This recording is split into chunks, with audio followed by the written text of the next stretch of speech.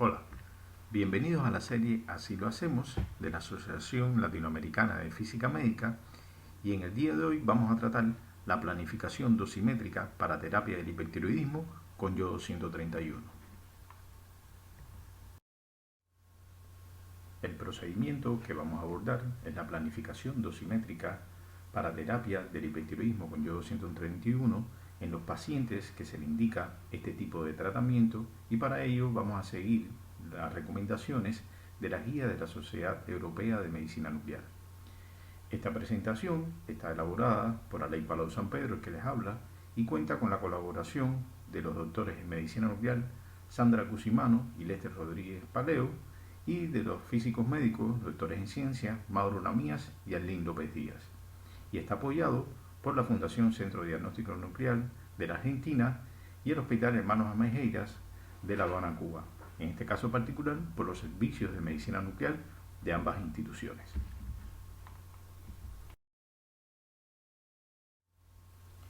Como bases y antecedentes para este procedimiento, vamos a contar con la guía de la Sociedad Europea publicada en 2013 relacionada con la dosimetría preterapia en los procedimientos terapéuticos de las patologías veninas del tiroides. También vamos a utilizar como guía complementaria la que publica la Sociedad Española de Física Médica relacionada también con la dosimetría preterapia de estos tratamientos. La problemática en la que se enmarca está vinculada a que, a pesar de que existe evidencia del uso de la dosimetría para el tratamiento de las patologías benignas del tiroides, en la actualidad se siguen realizando tratamientos empíricos en este tipo de terapia. Y además porque urge la necesidad de cumplir con el principio ALARA en los tratamientos con radiofármacos, o sea, entregándole al paciente la dosis óptima que le pueda provocar el efecto deseado y que pueda cumplir con el objetivo de la terapia. El objetivo de este procedimiento es determinar de forma personalizada la actividad de yodo 131 que hay que administrarle al paciente para cumplir con el objetivo de la terapia de hipertiroidismo con la calidad y seguridad requerida. Y el alcance del mismo abarca a los servicios de medicina nuclear donde se realice este tipo de tratamiento y que cuenten con los recursos técnicos y humanos para su implementación. Para el desarrollo de este procedimiento debemos contar con diferentes requerimientos materiales y humanos. En este caso, el equipamiento necesario en los servicios de medicina nuclear se debe contar con calibrador de dosis, sonda para captación de yodo, sistema de cámara gamma SPECT, maniquí que simule la geometría del cuello del paciente,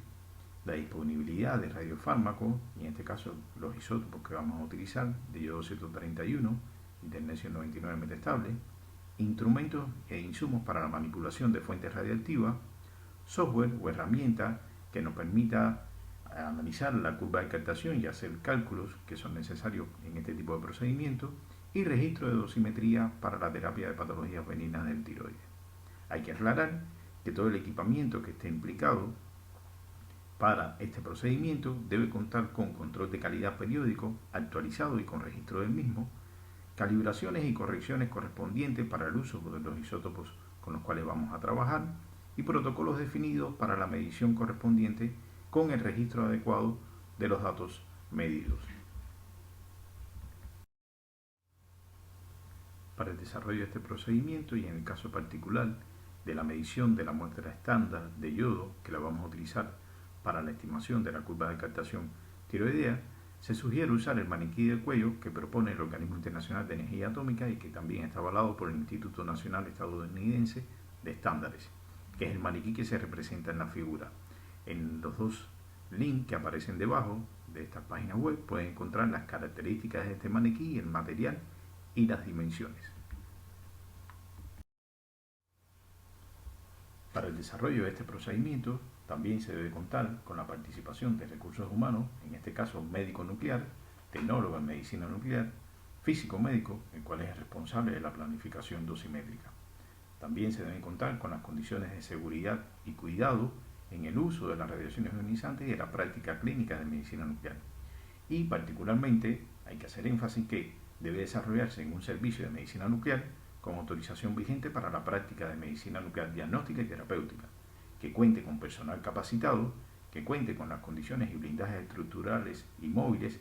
para poder protegernos de la radiación ionizante y que además cuente con los procedimientos descritos de seguridad y protección radiológica para la práctica clínica de la medicina nuclear. El objetivo de la dosimetría pretratamiento en el hipertiroidismo es determinar qué actividad de yodo 131 hay que administrarle al paciente para que la glándula del tiroides reciba la dosis adecuada que produzca el efecto que se desea. En este caso, el cálculo de la actividad va a depender de varias variables. La primera variable es la dosis en Gray que prescribe el médico y la cual responde al efecto que se quiere provocar. Puede ser la ablación del tiroides o puede ser llevar el tiroides a un funcionamiento normal. Va a depender también de la energía media depositada en el tejido blanco por el yodo 131, o sea, en el tejido del tiroides. Va a depender además de la masa de la glándula tiroides y del tiempo de residencia del yodo 131 en la tiroides. El tiempo de residencia caracteriza la biocinética del yodo en la tiroides. Las variables dosimétricas que son necesarias determinar en este procedimiento son la masa de la glándula tiroides y el tiempo de residencia.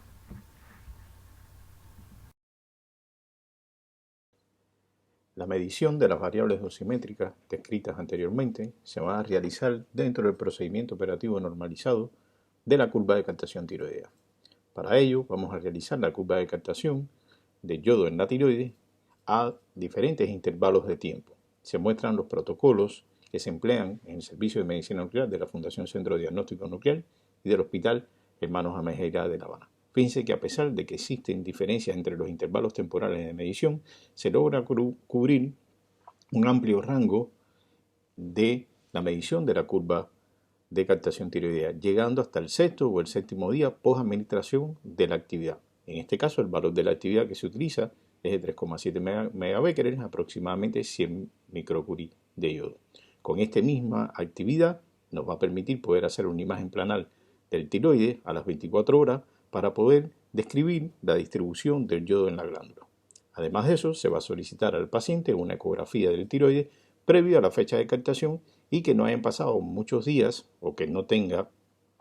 una fecha de realización mayor a 15 días antes del procedimiento de la curva de captación tiroidea. Para la captación del tiroides, esta es la geometría de medición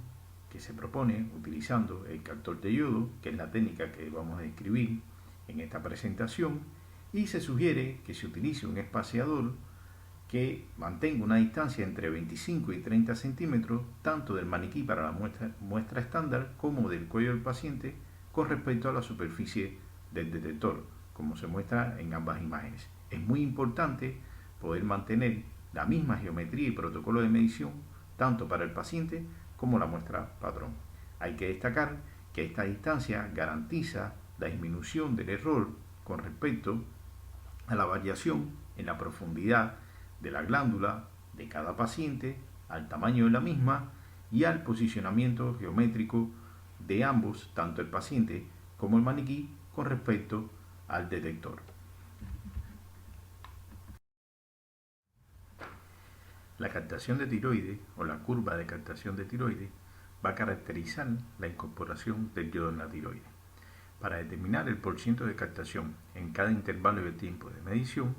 pues se determina midiendo la tasa de cuentas en el cuello del paciente, la tasa de conteos del fondo del paciente, lo que normalmente se puede medir en el hombro o en el muslo del paciente, la tasa de cuentas de la muestra estándar o de la dosis del paciente antes de administrar en el primer instante de la medición, o sea, en el T0, ubicada dentro del maniquí de cuello,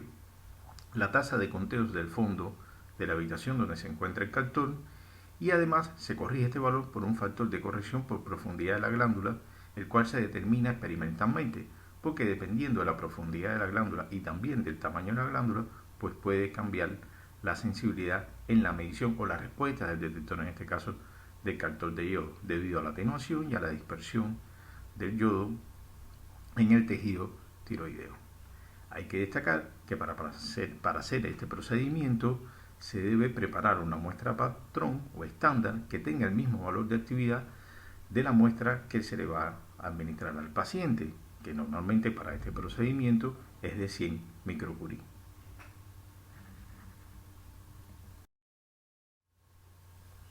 Para la determinación del tiempo de residencia vamos a utilizar la curva de captación. El tiempo de residencia se define como la integral de 0 a infinito de la función que caracteriza la curva de captación tiroidea. En este caso, esta función puede escribirse como la resta de dos funciones exponenciales y la integral desde 0 a infinito sería el resultado de la resta de los cocientes entre las diferentes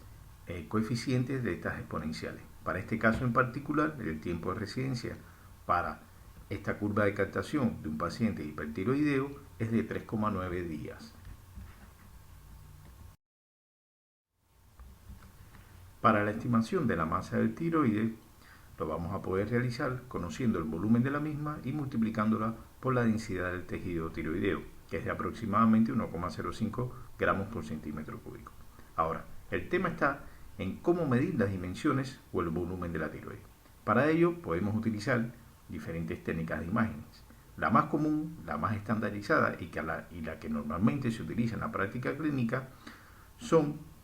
los volúmenes determinados a partir de las medidas de la glándula tiroides que se informan en las imágenes de ecografía o de ultrasonido. Pero también podemos determinar las dimensiones o los volúmenes de la glándula tiroides, de los lóbulos de la tiroides, a partir de imágenes planares de gammagrafía con tendencia 99 metastable o con yodo 131 o también a través de las tomografías por emisión de fotón único, o sea, con técnicas de SPECT. También se pueden utilizar otras técnicas para determinar el volumen de la tiroides o las dimensiones de la tiroides, como pueden ser resonancia magnética, tomografía computarizada o también PET, pero ya son técnicas que son un poco más complejas y que normalmente no están al alcance o a la disponibilidad de todos los servicios de medicina nuclear. En el caso de la ecografía o el ultrasonido, es una técnica de imágenes que está estandarizada, es práctica y simple, tiene una buena resolución espacial y nos brinda la morfología del tiroides. Ahora bien, es una técnica operador dependiente. A partir del ultrasonido, el ecografista informa cuáles son los diámetros de cada lóbulo de la tiroides. En este caso, cada lóbulo del tiroides se puede considerar como un elipsoide y se puede determinar su volumen por la fórmula que se indica en la diapositiva. Bien, conociendo cada una de las dimensiones, determinamos el volumen de cada lóbulo, se suma y se multiplica por la densidad del tejido tiroideo. Para este caso en particular, la masa de la tiroides de este paciente, informado o estimado a partir de las mediciones de ultrasonido, nos da 15,2 gramos. Otro método de imagen que podemos utilizar para la determinación de las medidas del tiroides o del volumen del mismo es la gammagrafía planar o el SPECT, que son imágenes metabólicas del tiroides. Son técnicas que están estandarizadas, que son técnicas poco complejas, con una adecuada resolución espacial y es una técnica que no es operador dependiente. En este ejemplo se muestra la gammagrafía planar con cámara gamma de un paciente hipertiroideo realizada con tennesio 99 metastable, la que se observa a la izquierda en la diapositiva, y con yodo 131, utilizando la dosis para la captación de yodo en la tiroides de 100 microcurie, que es la imagen que se muestra a la derecha. Pues bien, a partir de las imágenes planas y de la segmentación con un ROI de la tiroides, pues entonces se puede determinar el volumen de la misma aplicando la fórmula de Hymanka y Larson, donde a partir del área de ese ROI y multiplicado por un coeficiente, pues podemos determinar el volumen como se muestra en la fórmula.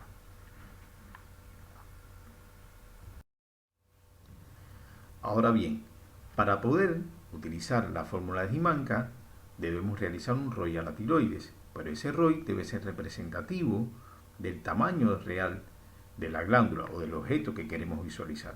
Para ello, previamente debemos realizar con un maniquí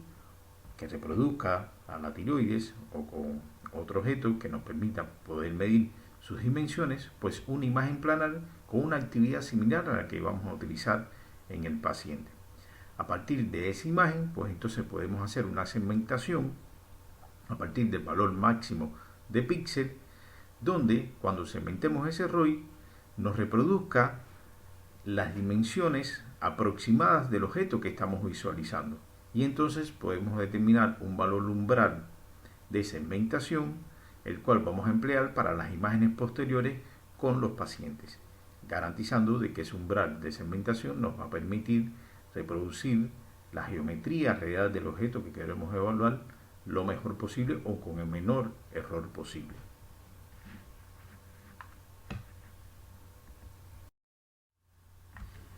Pues bien, una vez determinada la masa del tiroides y el tiempo de residencia,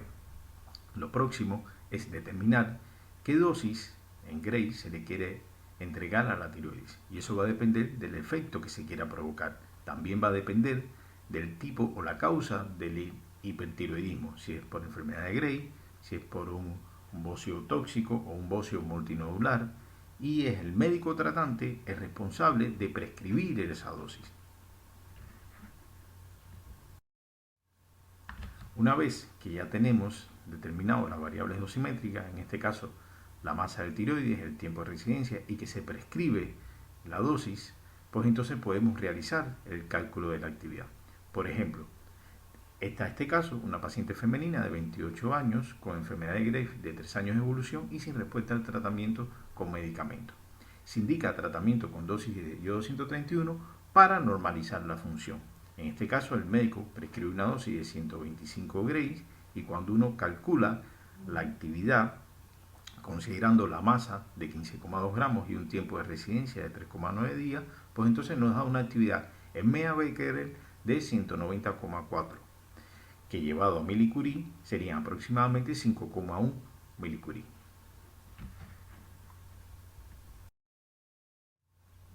Ahora bien, vamos a este mismo caso, o sea, una paciente de la misma edad, con la misma enfermedad, pero con más tiempo de evolución y sin respuesta al tratamiento. Y el objetivo del tratamiento, lo que quiere el médico con el tratamiento en este caso, es ablacionar la tiroides, o sea, llevar la tiroides al hipotiroidismo. Por tanto, prescribe una dosis de 250 Gray y cuando uno hace el cálculo, bueno, vean que se duplica la actividad que hay que administrarle al paciente, en este caso 380,9 MEA Becquerel, aproximadamente 10,3 milicurie. ¿Por qué? Porque duplicamos la dosis, porque queremos realizar el efecto que se quiere es ablacionar la glándula, o sea, quiere provocarse la destrucción de la mayoría del tejido tiroideo para llevar a la tiroides al hipofuncionamiento, o sea, al hipotiroidismo.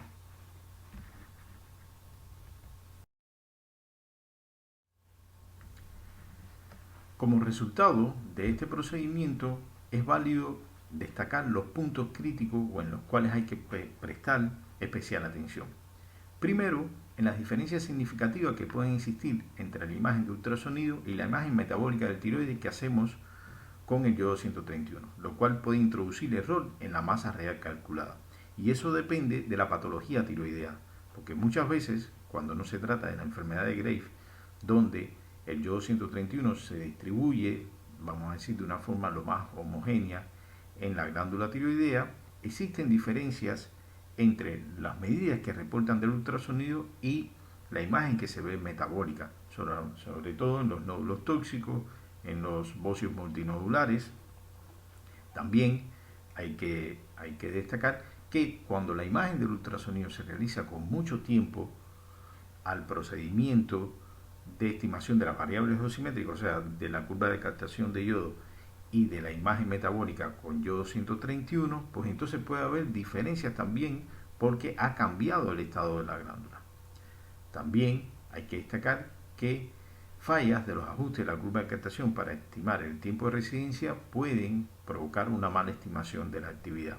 así como también un insuficiente muestreo temporal de la curva de captación afecta el tiempo de residencia. La no corrección por la profundidad del tiroides para masas grandes o masas profundas también puede afectar el valor de la captación y el amplio margen de dosis en Gray para lograr el efecto deseado, que como se mostraba en la tabla previamente existe, pues entonces también va a influir directamente en la estimación de la actividad. Y esto es una decisión que depende del médico y que pasa principalmente por la experiencia del médico.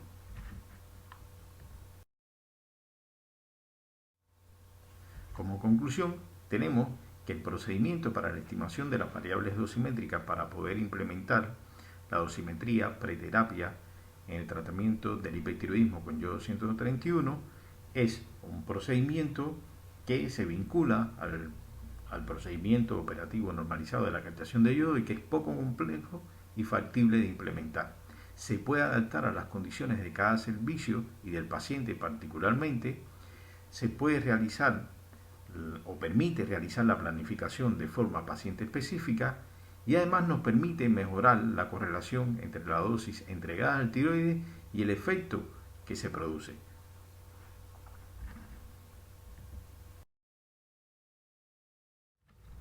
Y en la diapositiva pues se muestran algunas de las bibliografías complementarias de libre acceso que pueden consultar para profundizar sobre el procedimiento de dosimetría preterapéutica o de planificación preterapéutica para el tratamiento de yodo 131 en el hipertiroidismo.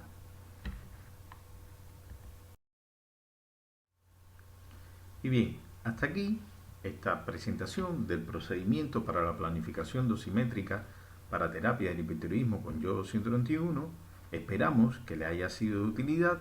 y que puedan aplicarlo según las condiciones de cada uno de los servicios de medicina nuclear donde trabajen. Muchas gracias por su tiempo y que tengan buen día.